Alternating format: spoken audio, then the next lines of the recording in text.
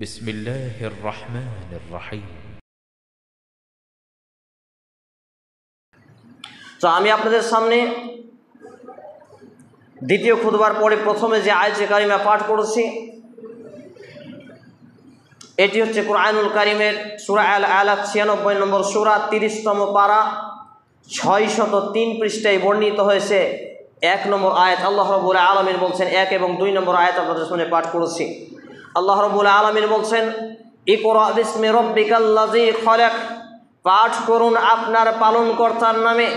খলাকাল ইনসানা মিন আলাক, যিনি মানুষকে সৃষ্টি করেছেন জমাট বাঁধা রক্ত থেকে। সূরা আল আলাক 96 নম্বর সূরা 30তম পারা 603 পৃষ্ঠা আয়াত নম্বর 1। তাহলে আল্লাহ রাব্বুল আলামিন প্রাথমিক লেভেলে যে কথাটি নাজিল করেছিলেন নবী মুহাম্মদ সাল্লাল্লাহু আলাইহি ওয়াসাল্লামের উপরে, সেই দিকে ফিরে যায়। সহিহ আল বুখারী 1 নম্বর খণ্ড 1 নম্বর পর্ব ওহীর সূচনা অধ্যায়ে হাদিস বর্ণিত হয়েছে।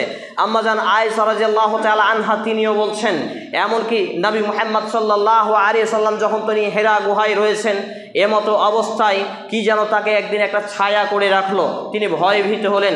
আবার যখন হেরা গুহায় তিনি ধ্যানান্বিত স্রষ্টার ধ্যান নিচ্ছেন, স্রষ্টাকে খুঁজছেন, তখন একজন লোক এসে বলছে, ইকরা, পাঠ করুন। তিনি বলছেন, আমি পাঠ করতে জানি না। আবার বলছেন, ইকরা, আপনি পাঠ করুন। তিনি বলছেন, আমি পড়তে জানি না। আবার বলছেন, ইকরা, আপনি পাঠ করুন। মুহাম্মদ সাল্লাল্লাহু আলাইহি ওয়াসাল্লাম বলছেন, আমি পড়তে জানি না, মানে তিনি পড়ালেখা জানতেন না।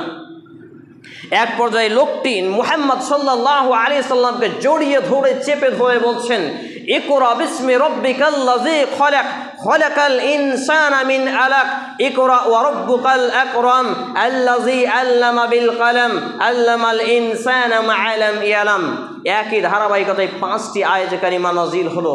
অর্থাৎ নবী মুহাম্মদ সাল্লাল্লাহু আলাইহি ওয়াসাল্লামকে জড়িয়ে ধরে বললেন, পাঠ করুন আপনার প্রতিপালকের নামে, পাঠ করুন আপনার প্রতিপালকের নামে, যিনি মানুষকে জমাট বাঁধা রক্ত থেকে সৃষ্টি করেছেন, মানুষকে শিক্ষা দিয়েছেন কলমের মাধ্যমে, যা মানুষ জানতো না। পাঠ করুন আপনার প্রতিপালক মহা দয়ালু। নবী মুহাম্মদ সাল্লাল্লাহু আলাইহি ওয়াসাল্লাম ভয়ে ভীত হয়ে চলে গেলেন তার সহধর্মিনী, তার বিবির কাছে, তার স্ত্রীর কাছে, আমাদের আম্মা জান খাদিজাতুল কুবরা রাদিয়াল্লাহু তাআলা আনহার কাছে। তিনি গিয়ে বলছেন, খাদিজা, আমি ভয় পেয়েছি, খাদিজা, আমি ডরিয়ে গেছি, খাদিজা, আমি ভয় পেয়েছি।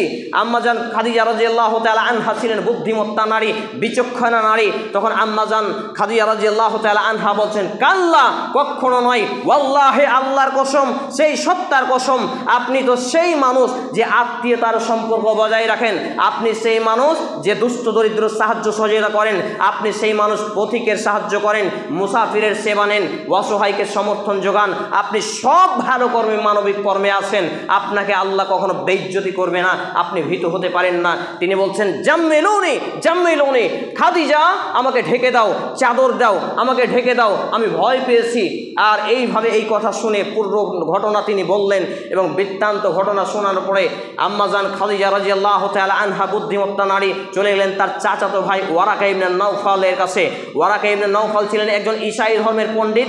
তার কাছে গিয়ে তিনি বৃত্তান্ত ঘটনা বর্ণনা করলেন। ঘটনা বর্ণনা করার পরে বলা হলো যে, হে চাচাতো ভাই, আপনি শুনেন আপনার ভাতিজা কি বলছে।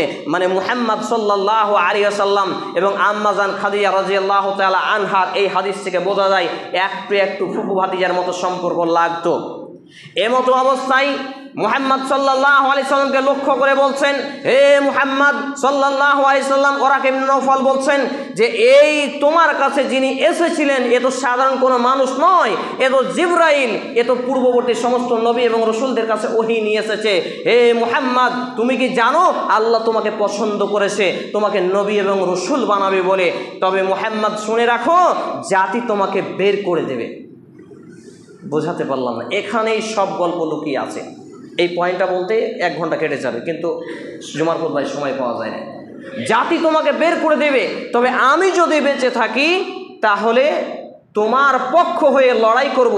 কারণ যে বা যারাই আল্লাহর পক্ষ থেকে ওহী নিয়ে দাওয়াতি ফিল্ডে এই মাঠে ঘাটে ইসলাম প্রচারে নিযুক্ত রয়েছে, জাতি তাদেরকে গ্রহণ করেনি। কেউ বলবে ইহুদিদের দালাল, কেউ বলবে খ্রিস্টানের দালাল, কেউ বলবে আপনার খারেজি, কেউ বলবে বেদাতি, কেউ বলবে সৌদির গোলাম, কেউ আরও কিছু বিভিন্ন তকমা লাগিয়ে নিজের স্বার্থ উদ্ধারের চেষ্টা করবে। জাতি পিঠের চামড়া তুলে দেবে, যে হক কথা বলবে এটাই কথা, এটাই চূড়ান্ত কথা। এই হাদিসের মধ্যে লুকিয়ে আছে। হাদিস আপনিও খুলে দেখেন না, আপনার ইমাম সাহেব হয়তো খুলে দেখে না। সম্মানিত উপস্থিতি ভাই এবং বন্ধুগণ, তো ওয়ারাকা ইবনে নাওফাল তার সেই বছরে মৃত্যুবরণ করলেন, সেই নবুয়াত প্রাপ্তির বয়সেই মৃত্যুবরণ করলেন। পরবর্তীতে তার আর সুযোগ হলো না। ঘটনা তাই হয়েছিল, নবী মুহাম্মদ সাল্লাল্লাহু আলাইহি সাল্লামকে তার আপন বংশ থেকে বের করে দেয়নি। তিনি মক্কা থেকে মদিনা হিজরত করেননি। সেই কুফফারবাসী তার দান মোবারককে দাঁতকে শহীদ করেননি, তার শরীর থেকে রক্ত ঝরায়নি। জি, ঘটনা ঘটেছিল। আমি ওই দিকে আলোচনা নিয়ে যাচ্ছি না, ওটা আর একটা চ্যাপ্টার হয়ে যাবে। সম্মানিত উপস্থিত ভাই এবং বাবা জীবন, তো এখানে যেটা বলা হয়েছে যে নবী মুহাম্মদ সাল্লাল্লাহু আলাইহি সাল্লাম পড়তে জানি না বলে মুক্তি পেলেন না, তাকে পড়াই লাগলো কি? রবের নামে, প্রভুর নামে, স্রষ্টার নামে, সৃষ্টিকর্তার নামে। সেই পড়াটা কি? কিতাবুল্লাহ, আল্লাহর কিতাব। বয়স তখন কত নবী মুহাম্মদ সাল্লাল্লাহু আলাইহি সাল্লামের উপরে? 40 বছর। আজকে আমি আপনি 2 ছেলে 4 ছেলের বাপ, কোরআন পড়তে জানি না, যেমন তেমন করে হয়তো পড়তে শিখি না, এটাও চেষ্টা করি না যে ভালো করে পড়তে পারবো না, এই বয়সে কি দরকার? না, টানা হাঁচড়া ভাঙা চূড়া করে হলেও পড়তে শিখতে হবে। মুসলমান হিসেবে কোরআন শিক্ষা করতেই হবে।